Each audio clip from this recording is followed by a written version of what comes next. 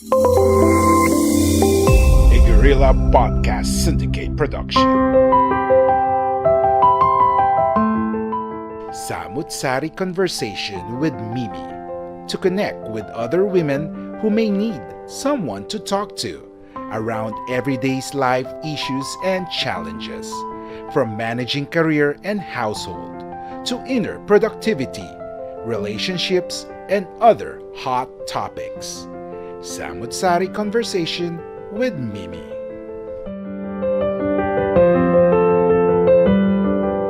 And welcome to Samutsari Conversations with Mimi, a podcast featuring hot topics and other topics of interest for men and women alike.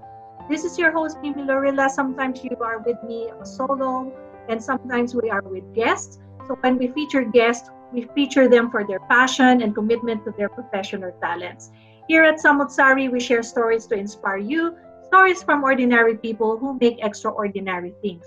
And in today's episode, I promised a part two of the interview with Jamie and Tina last time about the experiences of international students here in Australia. But today, it's extra special because we have another additional guest. So this is like a panel forum now. And the guest that we have, in addition to Jamie and Tina, so Jamie, for the benefit of the viewers and listeners, just wave so people know which one is Jamie. Tina, please also say hi briefly. And our new guest for today is Leia Tadio. Leia, can you tell our viewers, listeners, something about yourself before you are international student of Australia? So what did you do in the Philippines? And now that you're here, what course are you studying? Okay, I am Leia Tadio. I am from Baguio City. Uh, I have I finished my bachelor's degree in psychology. So before I came here as an international student, I was a psychonutrition, a guidance counselor, and a school teacher. So you are kind Then of like in between the experiences of Jamie and Tina. You are all in that space. But here in Australia, what course are you studying? Um, I am finishing my master's in social work at the same school with Tina and Jamie Okay, so at at Federation University. Federation. Yes. Yeah, okay. So I think you are as excited as they are to move forward to the next stage in your life here in Not Australia. yet. So are you planning on bringing back your skills to the Philippines, or are you planning on staying here, finding work here, and eventually to settle here in Australia? At first, I just want to finish my degree here, then go back to the Philippines. But after a few years, um, Australia is becoming more interesting for me. So I think I'll give a shot here and try to see what happens after I graduate, Yeah, and then let's see. that's good. Do you have a family, or are you still single? I'm single Okay, and single and ready to mingle. available. Yes. Available. So many opportunities. Remember, Australia is so big. It's a country and a Yes. continent in itself. So there are many states and lots of people that you will meet along the way. Okay, so for the benefit of those who are watching us for the first time or listening us for the first time, the first episode really talks about Tina and Jamie's journey, what they have gone through as international students here in Australia, particularly in Melbourne, because we are based in Melbourne. And today we agreed that we will do a part two to dive deeper into some of those issues, challenges, and barriers. Ladies, when I did my research, I'm preparing for my show. I found that you have to tell me if this is true or not true. But based on my research, there are at least a minimum of 5 areas where most international students experience the most challenging aspects of their life. Number one is financial hardship, which is true because you mentioned that the last time. Differences in the educational system, you mentioned that. Language barrier is another major thing. Cultural differences, studying from somewhere other than where you are now. Obviously, there are other people from different cultures that you meet every day. The way that the teachers, the culture of the school itself is different from one school to the other. And sometimes there are instances of workplace harassment.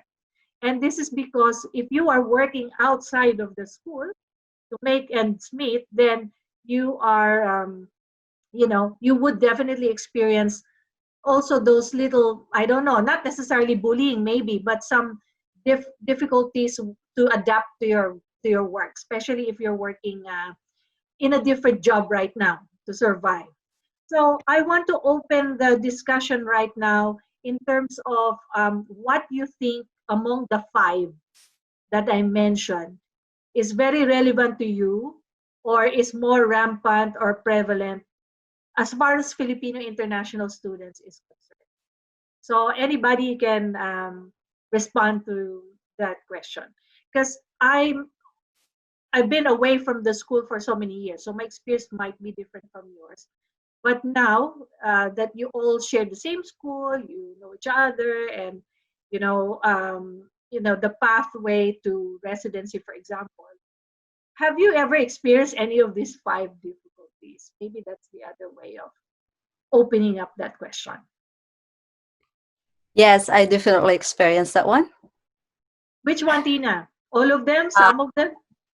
Being bullied by, because I'm doing my part-time work at the aged care facility, and one of the employees talked to me during our break in the staff room, and we're just eating there, and then she suddenly said that, oh, why is it the government, Australian government, keep on accepting international students here, and then if they're going to work here they get in trouble, blah blah blah. So they said that international students are not worthy to stay here. And I'm there, I'm eating, and I'm holding my knife and fork, and I'm feeling numb, and I could not say anything because there's some other stuffs too. What I did, I just walk out, and then by the time the other employee walked through to my side, I talked to her, and then she's the one advocate that my feelings, I'm not comfortable with the other employee. So That's right. yeah, she told that the employee that to not to say something harsh because that will be a form of bullying, and if Tina will experience that again, she will report you. So it gives me courage to to stand up for myself. But I did not say directly to her, but on behalf of me, there's someone standing for me. That's good. That's good that there are people in your workplace that are standing up for you because what if you have no one? How are you going to handle this? Have you escalated this issue to your manager? Have you brought it up to their attention or you just kept quiet at this time? I just kept quiet because I read the policy that it's until third time for the bullying instances, but I keep on record. I put it in my small notebook, and if that gonna happen again, I'm gonna record it again, and Ah, then I will move forward to the next step. yeah. So it's so sad to hear those stories. What about you, Jamie and Leah? Do you have any experiences similar to Tina? Like what you hear so far? Make sure you never miss an episode by clicking on the subscribe button now. This podcast is possible by listeners like you. Thank you for your support. Now back to the show. So far, none. So So far, far, none. none. Lucky. For me, I experienced it during my first work because I applied in a hotel as a housekeeper. The manager would shout at me every time I commit a mistake. So for me, I experienced a little bit of trauma working in a hotel setting and working as a housekeeper because every time only a small detail of mistake he would shout. I can hear my name being shouted along the corridor of the hotel. So I Wow. think that's the first trauma that I experienced. So every time I hear the sound of the elevator, the bell from the elevator, or a bunch of keys, I panic because I know that he will come again and shout at me. Mm. So are you still feeling anxious every time you hear those keys or the Um, bell ringing? Not anymore. Not anymore. Okay, Not that's good. anymore. So because Jamie, you haven't experienced this, so I'll go back to Leah and Tina. how did you manage your anxiety, your emotional stress? Did you go to the doctor, or did you just keep it to yourself, or how did you, did you let it prolong, or you dismissed it? Something like, I better take it out of my head so I don't feel more traumatized, because you need to continue working. You have to go back to that place, and you don't want to be, scared, because I experienced that before. I used to work in a place in Quezon City. I hated the boss. I always get stomach cramps and diarrhea with the thought of going to a meeting with that person. I hope it didn't happen to you, but how did you manage it? Emotional stress and psychological stress. Okay. I actually told them a lie that I'm moving out of Melbourne, because I think it's the only way for me to get out of that one. And it's only the way, I think for me, it's the only way for me to save my sanity, Hmm. because the manager would also call me after working hours just to inform me about my mistakes again. So Okay. I think that's the only way for me to escape him. Mm, yeah. What about you, Tina? What was your strategy? Did you tell something like a little white lie to get out of the situation?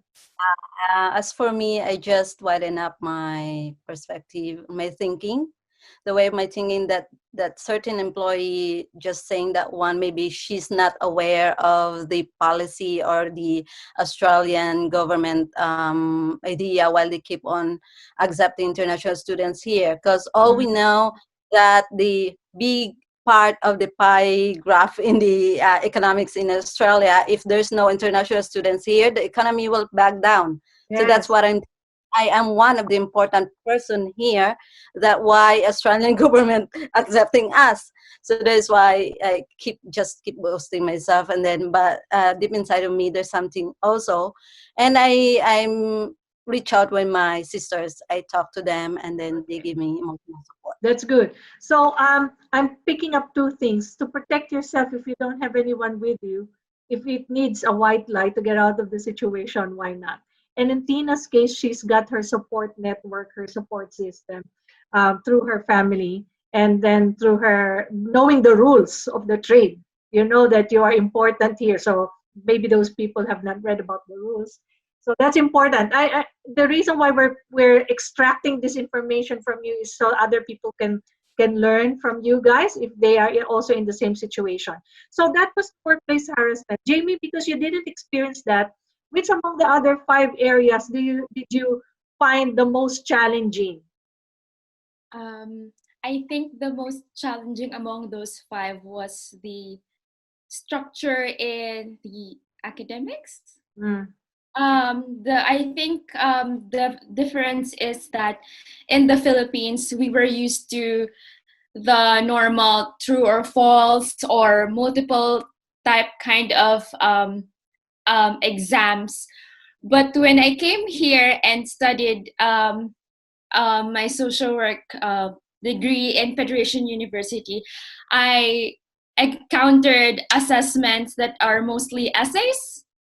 And I'm not the type of person who loves essays. So it was kind of hard for me mm, because I really need to prolong sentences and make sure that I get the word limits per yeah. essay. So it was a challenging for me, but Mm, with the help of my co-students, I was able to manage to I was able to get some tips on how to do assessments that are mostly essays. yeah, that's That's right. it. And I noticed that the Australian prompts, the prompts, those questions, don't really mean one question. One question has four different layers that you have to tackle each and every part of it. For example, they say they provide a scenario first. For example, the Australian government provides resources for international students. Name one challenge of international students. discuss why this is this and then that, and suggest ways of da da da da da da. So in Yes. one question, you already have 4 or 5 things you have to address in 250 to 300 words. So I Yes. understand exactly what you're talking about.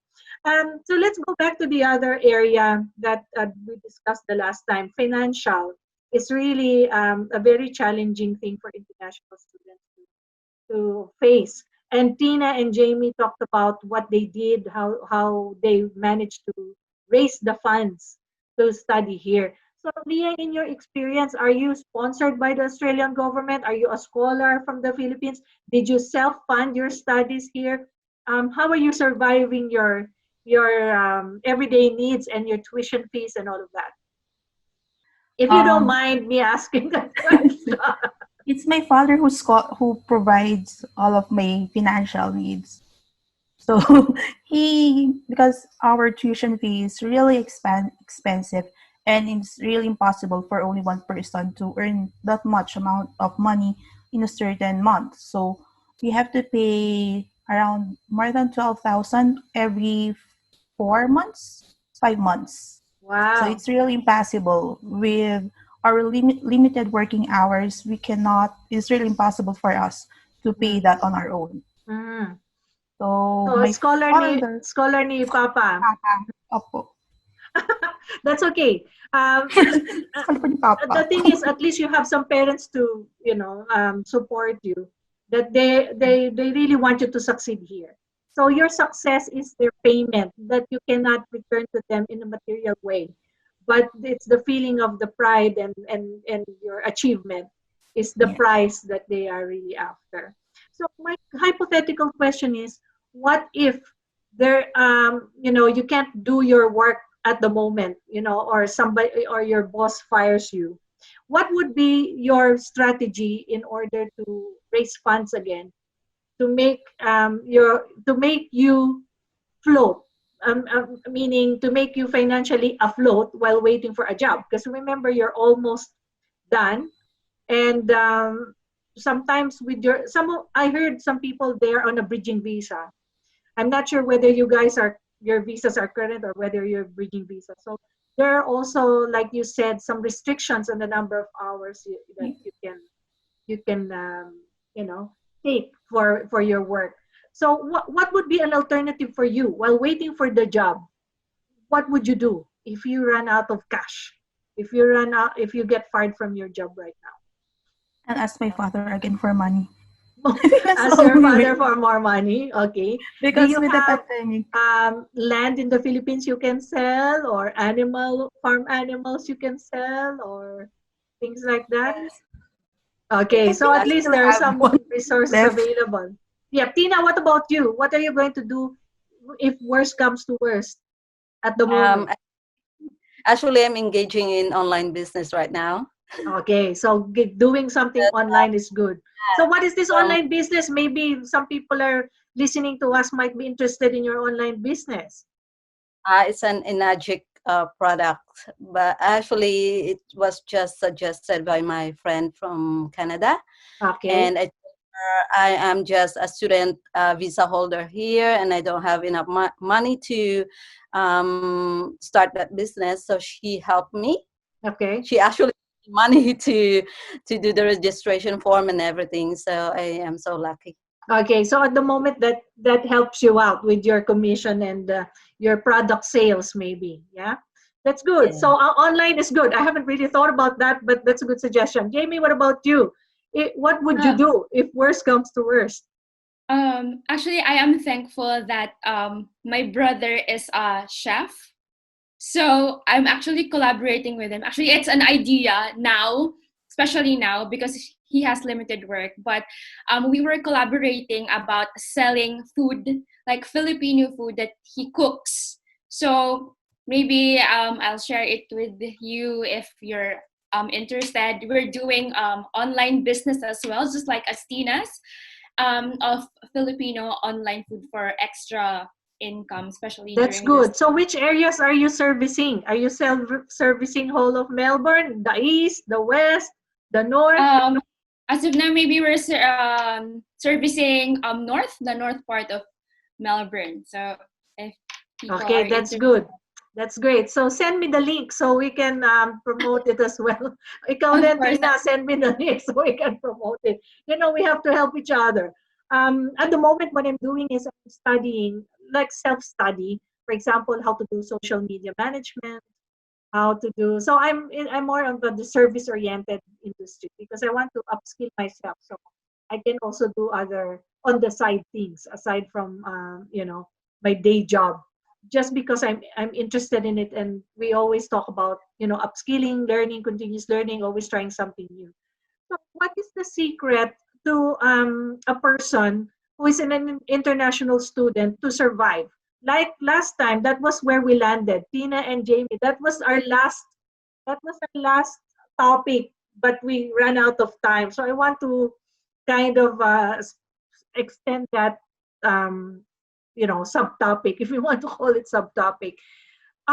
What is in it? What is in you as individuals, as women, that helps you survive all the struggles? We talked about being true to yourself. Don't stop. Jamie said, think about it like wala ka nang babalikan. This is it. So apart from that, are there any other things? Maybe we'll start with Leah because she will probably inject a fresh idea so you don't get influenced by what and Jamie had already said. So I if think somebody is here or wants to be like you, how to be you, Paul? What advice will you give them? How to I survive think your life here? for me, I think I survived because of my support group. Because you have to find someone here in Australia that you can talk to, that you are comfortable talking to. Because sometimes if you talk to people in the Philippines, even though you're close, they wouldn't know your struggle here until they see you or they experience it. That's right. So I think it's find a good support group among your classmates or anyone from your community that you can trust. Yeah, that's nice. Yeah. So what if you're like Jamie, a solopreneur? When she started, she felt all alone. And Tina also mentioned that even though you have relatives here, they're not necessarily going to be near you, that you have to be very independent. How are you going to manage that? I think you just have to be, you should have a high resiliency. Uh, You have to be resilient and you yeah, have to have a strong, yeah, be resilient with everything. yeah, Because one of my friends told me that you cannot rely on anybody here except yourself. that's So true. you really have to help yourself Yeah. Jamie, anything to because add from your experience or your thoughts which you shared the last time? I think self-care strategies. It is important for someone to develop a self-care strategy. Like, for example, dancing, doing yoga would be helpful because sometimes your support group may not be available when in times of need. For example, sometimes I experience like I experience being super sad, and then Leah or Tina is not available to talk. So I have to think of another way so that my stress or my anxiety would be, lessened. So I do yoga. So I encourage everyone to do yoga as part of their self-care strategy because it Yeah. really helps your I'll try mental. yoga. I don't know if I can do those different positions. I don't think my body is soft enough to do those. But I'll see. I'll try to YouTubing it and see how I go. Now, my question is slightly different for Tina because Tina is a mom. Tina has kids, so if she's on a different level. She's no longer single. She has a husband. She has to think about many things. Tina, I think I can relate to you more because I also have kids and all of that. But how I think what you have has more layers of pressure and stress. So like you said before, sometimes naiiyak ka, you can't help it because of everything that's going on. How do you deal with that? Tell us what it's like for you. Oh, Yes.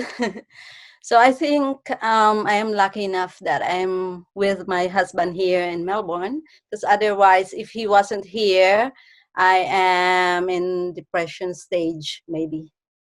So that's my one of my secrets, that it's because of my partner. And then the other one is just like I'm thinking that no, I'm knowing that others struggles too. So it's not only me, and I eliminate the habit of being pity, self pity. Because at first, during my first year here in Melbourne, I'm always, yeah, myself is just like I'm thinking that what I'm doing here, it's just like the self pity is above me, but then I trying to eliminate it, and until now I trying to be more resilient, and Yeah. also accept support. Because at first I'm always shutting down people because I don't want them to know my problems and everything. But Mm. then, as they said, that find someone that you can talk to, especially those people that who could feel in. It's just like empathetic feeling. It's just that she knows that what are your struggles here. Yeah. So I think a right person to tell my problems. And it's also good for us to talk about these things in open forums because some people might be just kinikim kim lang. They're just taking it to themselves. They're not, letting it out. And maybe if by any chance they listen to us, they say, "Oh, so it's not only me, like you said. There's other people are also undergoing that." So they don't feel that the world is too heavy on their shoulders because they can obviously reach out to other people, and you're giving them good advice, which is really really good. So my next question is, um, moving towards the future, and your plan is obviously to succeed in your field. How are you going to pay it forward once you reach that success? You already got what you were waiting for all your life, and you want to share that success to other people. How do you think you will be paying it forward, or how are you going to give back to the community, so to speak? Do you have? Uh, Are you already thinking of that, or maybe not? Athena waving your hand, so that means you are already thinking of that. Yeah, I shared this to Leia before, that I told her that if ever I'm gonna be a successful social worker here in Melbourne or another state, so I'm gonna give back what I earned here. So it's just Mm, like it's because I'm a public teacher in overseas, so I experienced and I've seen those kids that they don't have any shoes. So my plan is to give every year a just like shoes that could yeah, fill in their needs of the kids there, because they are walking from their home barefoot. So it's yeah, so sad. So that's it's just like, nice. yeah, You're but it's like only a, Corina Sanchez, but yeah. Corina Sanchez gives slippers. Yeah, the slippers. Mine is just like the Crocs. It's just like that Yeah, one, yeah, but yeah, yeah. You're Crocs level is up. You're level up because your shoes, she's just providing slippers. But that's good. That's something you need to keep in mind because that's a nice project to do. Leah, anything you want to do in the future, or what your plan is when you become a successful social worker? Uh, Actually, I'm still thinking, but maybe I'll just go to my old workplace because they have a social work class there. So maybe I can impart some of my knowledge on how social workers here in Australia work Yeah, and compare it to the Philippines, and also encourage them that they are on the right path, and being a social worker is really fulfilling. yeah, that's nice. Okay, that's a good plan too. So start small and then expand from that. Jamie, your thoughts? I actually have two plans. The first one is to pay back to my parents who sent me here to study. That's my first goal after succeeding here. And then the second one is actually I'm starting it now. I am looking for an organization to help, but I am focusing on kids as well, just like Tina, and I am planning to like give them school supplies so that they can do their studies and continue it, and someday they would be like me, to be successful and share it with others too. Yeah, you will be the youth's influencer, the future idol of those students. Very nice, ladies. I really want to end our program on a high, and I really like all your ideas. And I want our audience or our viewers to also think about how they could give back once they become successful. So I hope that you did like our show for today. So this is a very short show, and I think we've covered everything. And I hope that you keep in mind that you are now one of those people that others will be looking up to based on your experience. So keep it up, and you're almost there at the end. Just a little pinch, and then you're done, and you're on your way to the ultimate success.